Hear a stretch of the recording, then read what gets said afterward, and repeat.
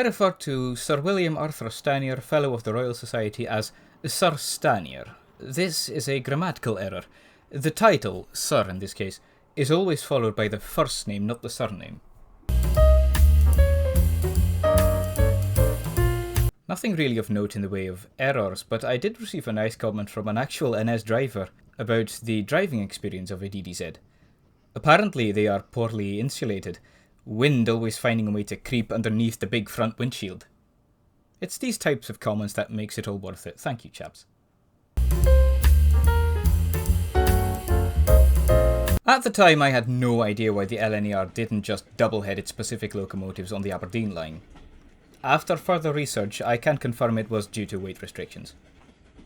And a special shout out goes to the Americans in the comments section of that video who couldn't help themselves but mention that American 282s did work unlike English ones. Classy. I could make a comment about how the Dutch did manage electrification unlike Americans, but I shan't. That would be immature.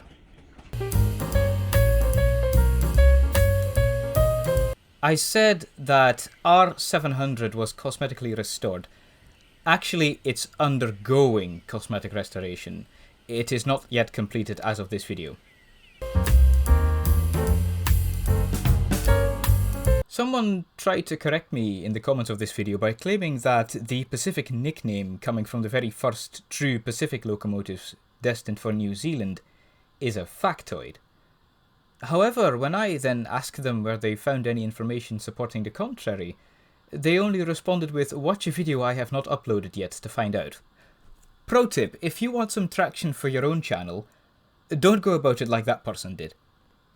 Meanwhile, I cannot seem to find any such information in any of my books or online. All seem to bring up the New Zealand theory. So that's pretty much what I'm left with.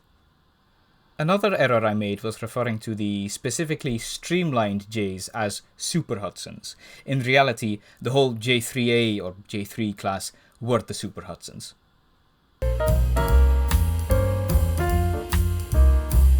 I neglected to mention that there are two parts of the Great Central Main Line that have been preserved.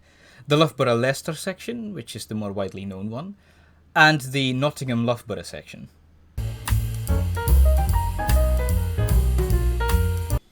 What? I don't always litter my videos with mistakes, you know.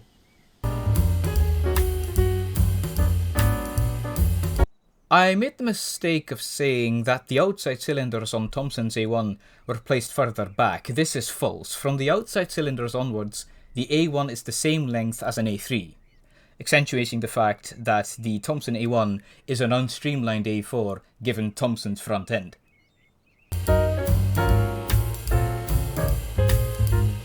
With apologies to Neil for I'm going to read your comment verbatim.